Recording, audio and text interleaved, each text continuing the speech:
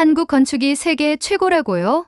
솔직히 웃겼습니다. 한옥, 예쁘죠? 하지만 아파트 숲으로 뒤덮인 나라가 무슨 건축 철학이 있겠어요? 이렇게 말했던 프랑스의 세계적인 건축 석학이 있었습니다. 그러나 그는 단 3주 만에 자신이 평생 믿어온 건축 철학을 완전히 뒤집게 됩니다. 바로 지금 사연을 들어보겠습니다. 잠깐 1초만 투자해서 좋아요, 구독을 눌러주세요. 2024년 가을, 이탈리아 베네치아에서 열린 제17회 유네스코 세계건축유산 국제 컨퍼런스. 각국의 대표 건축가들과 도시계획 전문가들, 문화유산 담당 공무원들, 세계적인 석학들이 한자리에 모인 자리에서 예상치 못한 논쟁이 벌어졌습니다. 바로 가장 지속가능하고 인간 중심적이며 전통과 현대가 아름답게 공존하는 건축 문화를 가진 국가는 어디인가라는 질문 때문이었죠. 독일 대표단은 당연하다는 듯 우리는 바우하우스를 계승했고 지속가능한 스마트 시티의 선두주자다라고 주장했고, 일본 측은 목조 전통건축과 현대 건축이 공존하는 도쿄의 도시 구조야말로 모델이다라고 맞섰습니다. 그때 한 발표자가 조용히 입을 열었습니다. 제 생각에는 한국입니다. 대한민국의 건축 문화는 현대와 전통, 기술과 철학이 가장 이상적으로 공존하는 사례입니다. 순간 장내는 정적에 휩싸였고 이어 수군거림이 퍼졌습니다. 한옥은 예쁘긴 하지만 도시 건축은 그냥 외국 스타일 아니야. 그냥 아파트 숲이던데. 저도 웃음을 참을 수 없었습니다. 한국이요? 저는 마이크를 잡고 천천히 말했습니다. 저는 프랑스 ENS의 파리말라케 국립건축대학 명예교수 장 피에르 드로앙입니다. 수십 년 동안 유럽과 아랍, 동남아시아의 건축 유산을 연구해왔고 파리의 루브르 박물관 복원 프로젝트, 로마 성베드로 대성당 지하 고고학 설계 자문에도 참여했습니다. 한국에 대해서라면 네, 한옥이 아름답다는 건 알지만 현대 도시 건축은 그냥 글로벌화된 형태일 뿐 독창성은 없다고 봅니다. 제가 그 말을 하자 몇몇 한국 대표단의 표정이 굳어졌고 회의 분위기는 미묘하게 흘렀습니다. 그중 한 명이 나중에 알게 된 이름은 이민석 교수, 조용히 다가와 제게 명함을 내밀었습니다. 드로앙 교수님, 저희 한국을 직접 방문해 보시는 건 어떠신가요? 사진이나 논문만으로는 이해할 수 없는 것들이 있습니다. 저희 서울대학교 건축학과에서 공식적으로 교수님을 초청하고 싶습니다. 직접 보라고요? 제가 시간이 날지 모르겠군요. 경비는 전액 한국 정부가 지원합니다. 머무시는 동안 전통건축, 도시재생, 스마트 건축까지 모두 체험하실 수 있도록 준비하겠습니다. 그의 표정은 자신감에 가득 차 있었고 주변의 다른 아시아 학자들도 고개를 끄덕이며 거들었습니다. 저는 약간의 호기심과 함께 솔직히 말하면 약간의 자존심 때문에라도 그 초청을 거절할 수 없었습니다. 며칠 후 제 사무실로 서울대학교에서 공식 초청장이 도착했습니다. 2025 대한민국 건축문화재단 초청 국제석학 건축 투어라는 타이틀과 함께 4주간의 방문 일정이 포함되어 있었죠. 저는 파리 본교 학장이자 오랜 동료인 조르주 비탈리 교수에게 이야기를 꺼냈습니다. 조르주, 나 한국에 초청받았어. 건축문화 보고 오란다네. 그는 프랑스 특유의 미소를 지으며 말했습니다. 가보는 것도 나쁘지 않겠군. 늘 유럽 중심의 시선에서 벗어나라고 내가 말했잖아. 그래. 그런데 솔직히 큰 기대는 안 하고 있어. 설계의 정교함이나 철학적 깊이는 유럽이 단연 앞서 있잖아. 그날 밤 저는 오랜 고민 끝에 비행기 티켓을 예약했습니다. 파리 샤를 드골 공항에서 인천국제공항까지 직항 11시간 20분. 낯선 나라로의 여정이 시작된 순간이었죠. 비행기에서 읽을 책으로 한국 전통 건축의 원리라는 제목의 영어 논문집 한 권을 챙겼습니다. 프랑스에서도 소수의 학자들만 다룬 자료였기에 사전조사 차원에서 읽었죠. 그리고 거기서 처음으로 온돌, 마루, 조경과 건축의 일체성이라는 단어들이 제 마음에 스쳤습니다. 흥미롭군. 하지만 과연 도시 건축까지도 그렇게 조화롭단 말인가? 비행기는 구름을 뚫고 인천 상공에 도착했고 제가 처음으로 한국 땅을 밟은 순간 전율이 느껴졌습니다. 익숙하지 않은 공기, 고요하면서도 정제된 공항의 분위기, 파리의 복잡한 분위기와는 또 다른 차원의 도시 정열성이 보였습니다. 인천국제공항은 기술과 질서, 그리고 배려가 절묘하게 녹아든 공간이었습니다. 디지털 안내판과 로봇, 자동 출입국 시스템은 매우 직관적이었고 무엇보다 공항 내 건축 구조가 굉장히 여유롭다는 인상을 주었죠. 건축이 공간 그 자체로 인간을 배려하는 느낌. 이건 좀 다른데? 맞이하러 나온 이민석 교수는 깔끔한 정장 차림에 환한 미소로 인사했습니다. 드로앙 교수님, 환영합니다. 장시간 비행 피곤하셨죠? 비행은 익숙합니다. 그런데 공항 구조가 상당히 인상적이네요. 유럽 공항보다 압박감이 덜하군요. 그 느낌 아주 중요한 포인트입니다. 교수님께서 그걸 알아채셨다니 다행이네요. 이제 한국 건축의 본질을 느낄 준비가 되셨습니다. 서울로 향하는 고속도로에서 양옆으로 펼쳐진 아파트 단지들과 도시 스카이라인을 보며 저는 다시 의문이 들었습니다. 겉보기엔 그저 고층 아파트의 나열 아닌가? 여기가 과연 건축 문화의 중심이라고? 하지만 이민석 교수는 말했습니다. 이건 서막일 뿐입니다. 교수님, 내일부터 한국의 진짜 건축 이야기가 시작됩니다. 그렇게 제 인생에서 가장 강렬한 사주가 시작되었습니다. 저는 그때까지만 해도 몰랐습니다. 한국 건축의 본질이 제 건축 철학 전체를 바꿔놓을 거라는 사실을. 서울의 첫날 아침, 저는 서울대학교 이민석 교수와 함께 건축학과 강의실에 앉아 있었습니다. 프랑스에서 학문적으로 꽤 까다롭다는 평가를 받는 제가 이곳에서는 한 명의 배우는 사람으로 초대된 셈이었죠. 오늘은 한국 도시의 건축 사상을 소개해 드리겠습니다. 서울은 단순한 메가시티가 아니라 전통과 현대가 동시에 살아 숨쉬는 거대한 생명체 같은 공간입니다. 이민석 교수의 설명은 놀라울 정도로 체계적이었습니다. 그는 일방적으로 정보를 전달하지 않았습니다. 저를 질문하게 만들고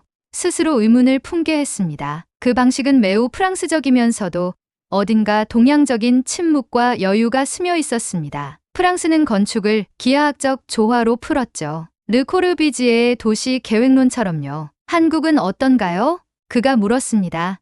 아마 미니멀리즘이나 자연주의에 가깝지 않을까요? 제가 답하자 그는 웃었습니다. 비슷합니다. 하지만 결정적으로 다른 점이 있습니다. 한국 건축은 사람의 흐름과 공감을 중심에 둡니다. 이곳의 도시 계획은 철저히 사람이 사는 공간에 초점을 맞추고 있습니다. 기능보다 관계, 효율보다 조화입니다. 그날 오후 우리는 북촌 한옥마을을 찾았습니다. 개동길을 따라 걸으며 작은 골목길로 접어들자 고요하면서도 생기가 도는 전통 가옥들이 이어졌습니다. 단정하게 자리한 한옥들, 낮은 담벼락 너머로 보이는 마당의 소박한 조경, 따뜻한 황토벽과 기와지붕이 만들어내는 그 조화는 제가 프랑스에서 봤던 어떤 중세 마을보다도 더 정갈하고 사려 깊었습니다. 놀랍군요. 어떻게 이렇게 작은 공간 안에 이토록 많은 이야기를 담아낼 수 있죠? 제가 감탄하자 이민석 교수는 말했습니다. 한옥은 공간을 가득 채우는 게 아니라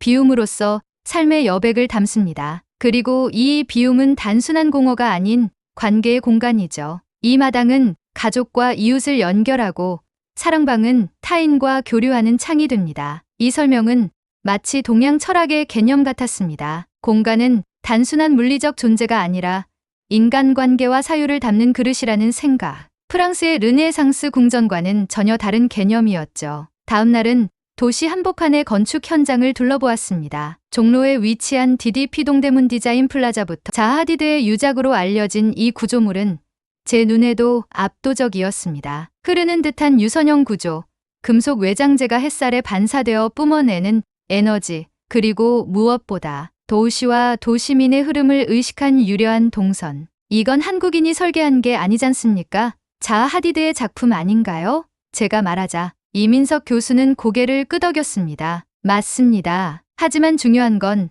이 건물이 한국이라는 땅 위에 서 있으면서 그 의미가 완성된다는 겁니다. 외국 건축가의 작품이라 해도 이 도시와의 조화 속에서 새로운 의미를 부여받았죠. 자하 하디드는 서울이라는 공간의 유연성을 보고 이 디자인을 구상했다고 했습니다. 한국은 외래의 건축을 단순히 수입하는 나라가 아니라 그것을 자신의 문맥에 맞춰 재구성하는 힘이 있는 나라예요. 이 설명은 저에게 하나의 새로운 시선을 열어주었습니다. 한국 건축은 외형적으로는 작고 조용하지만 그 안에 담긴 맥락의 깊이는 유럽의 거대한 성당이나 궁전보다도 결코 뒤지지 않았습니다. 며칠 후 우리는 서울에서 약간 벗어난 파주 헤이리 예술마을로 향했습니다. 이곳은 제가 생각하던 한국의 도시와는 완전히 달랐습니다. 저마다 개성이 뚜렷한 건축물들이 자연과 절묘하게 어우러져 있었습니다. 건물 하나하나가 작처럼 느껴졌고 그것들이 마치 대화를 나누듯 배치되어 있었습니다.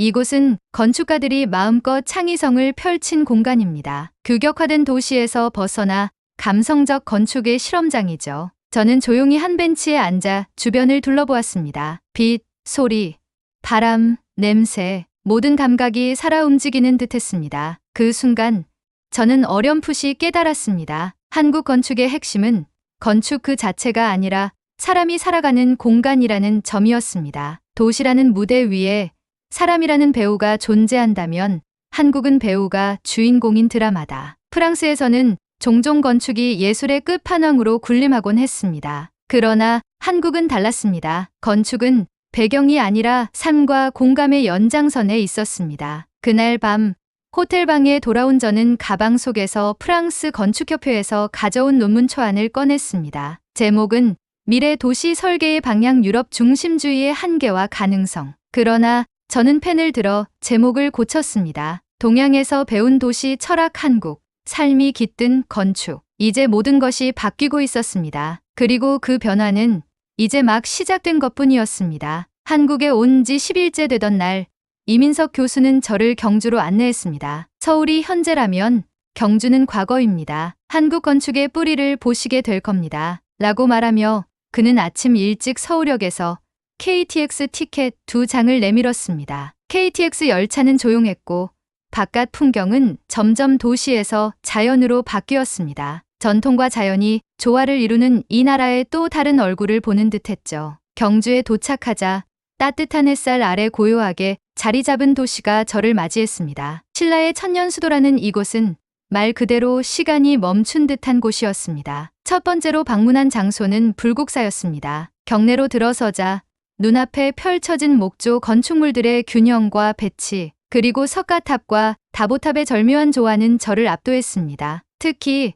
다보탑의 섬세한 조각은 마치 이탈리아 르네상스 시대의 정교한 조각품을 보는 듯했죠. 놀랍습니다. 이 정교함은 유럽에서도 찾아보기 어렵습니다. 이곳의 건축은 단지 종교적 기능을 넘어서 우주 질서와 인간 존재의 의미를 담고 있습니다. 이민석 교수는 조용히 설명했습니다. 하지만 진짜 충격은 석굴암에서 왔습니다. 산 정상 가까이에 위치한 그 인공 석굴에 들어서자 중앙에 앉아있는 거대한 석조 불상이 저를 맞이했습니다. 8세기 통일신라 시대에 만들어졌다는 이 불상은 완벽한 비례, 평온한 미소, 그리고 놀라운 건축적 기술을 가지고 있었습니다. 그 순간 저는 유럽의 어떤 성당도 이와 같은 감동을 준 적이 없었다는 사실을 깨달았습니다. 석굴암은 마치 인류 보편의 감정을 건축이라는 형식으로 표현한 하나의 시였습니다. 그 안의 공간감, 채광, 음향까지 모두 계획된 것이었습니다. 하지만 그날 저녁 예상치 못한 일이 벌어졌습니다. 경주의 한 전통 한옥 숙소에서 저녁 식사를 하던 중 저는 프랑스에서 파견된 한 기자와 통화 중이었습니다. 그는 제게 묻기를 한국 건축이 정말 그렇게 대단한가요? 아니면 당신이 너무 낭만적으로 보는 건 아닐까요? 그 질문에 저는 피곤한 상태에서 무심코 이렇게 말했습니다. 글쎄요. 전통 건축은 훌륭하긴 한데 현대적인 도시 건축은 사실 아파트 숲뿐이죠. 조금은 단조롭고 기계적이랄까. 그 말을 옆에서 듣고 있던 한 한국인 직원이 표정을 굳혔습니다. 그는 조용히 식당을 나가버렸고 저는 큰 의미를 두지 않았습니다. 그런데 다음날 아침 호텔 프런트에서 난처한 소식을 들었습니다. 드로앙 교수님, 어제 SNS에 교수 발언이 올라갔습니다. 아마도 옆 테이블에 있던 누군가가 몰래 녹음했나 봅니다. 뭐라고요? 프랑스 석학, 한국 도시 건축 단조롭고 기계적이라는 제목으로 빠르게 퍼지고 있습니다. 저는 충격을 받았습니다. 단지 피로한 상태에서 사적인 통화 중 던진 말이 이렇게 왜곡되어 대중에게 퍼졌다는 사실에 멍한 기분이 들었습니다. 급히 이민석 교수에게 전화를 걸었고 그는 단호한 어조로 말했습니다. 교수님, 이건 단순한 해프닝이 아닙니다. 한국의 도시건축은 수십 년간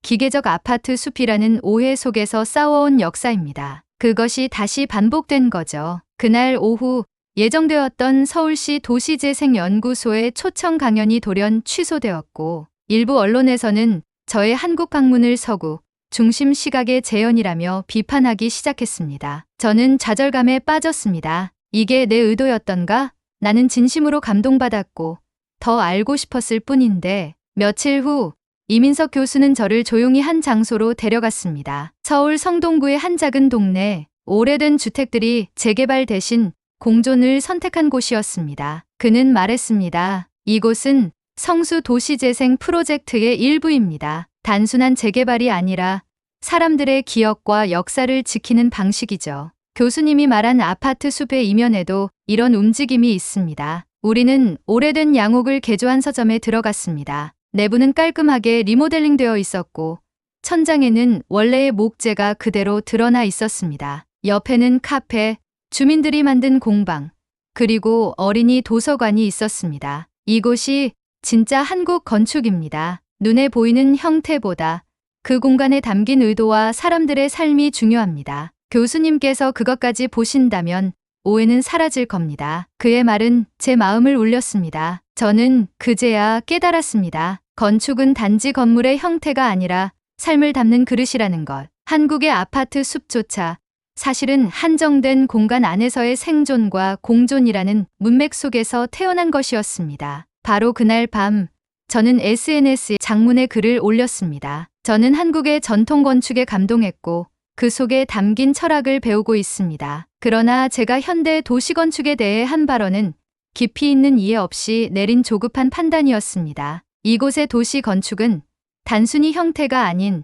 기억과 삶을 지키는 시도였다는 것을 이제야 깨닫습니다. 제 발언으로 불쾌함을 느끼신 분들께 사과드리며 앞으로 더 깊이 공부하고 연구하겠습니다. 이 사과문은 많은 사람들에게 공유되었고 의외로 긍정적인 반응이 이어졌습니다. 한국인들은 진심을 알아보는 눈이 있었고 오해는 서서히 풀려갔습니다. 그날 밤 저는 조용히 호텔방에서 창밖의 서울 야경을 바라보았습니다. 무수한 빛들이 켜진 고층 아파트, 그 안에 살아가는 수많은 사람들, 그들의 삶이 건축이라는 껍질 속에서 숨쉬고 있었습니다. 그리고 저는 결심했습니다. 더는 겉모습만 보고 판단하지 않겠다고. 건축은 형태보다 사람이고 구조보다 철학이라는 것을. 그리고 그 철학은 제가 한국에서 배운 최고의 수학이었습니다. 서울에서의 마지막 날, 저는 한강이 내려다 보이는 호텔 창가에 서 있었습니다. 처음 이 땅을 밟던 날의 회의적인 마음과 지난 3주간 경험한 놀라움이 머릿속을 스쳐갔습니다. 이민석 교수와의 대화, 석굴암의 압도적 감동, 성수동에서 느낀 도시의 생명력. 한국은 저에게 단순한 건축을 넘어 삶을 담는 공간의 의미를 알려준 나라였습니다. 서울대학교에서의 마지막 강연. 저는 원고 없이 무대에 올랐습니다. 처음에 저는 한국의 건축을 과소평가했습니다. 하지만 지금은 말할 수 있습니다. 이곳의 건축은 단지 구조물이 아닙니다. 사람의 기억과 관계, 삶의 리듬을 담은 철학 그 자체입니다. 강연이 끝난 뒤 한 학생이 다가와 말했습니다. 교수님의 말 덕분에 제가 자란 작은 골목도 자랑스럽게 느껴졌어요. 그 말을 듣는 순간 가슴이 뭉클해졌습니다. 귀국 전 이민석 교수는 손수 만든 한지 노트를 선물로 주며 말했습니다. 당신은 이제 한국의 건축을 이해한 사람입니다. 비행기 안에서 저는 그 노트에 이렇게 적었습니다. 나는 한국에서 집을 본 게 아니라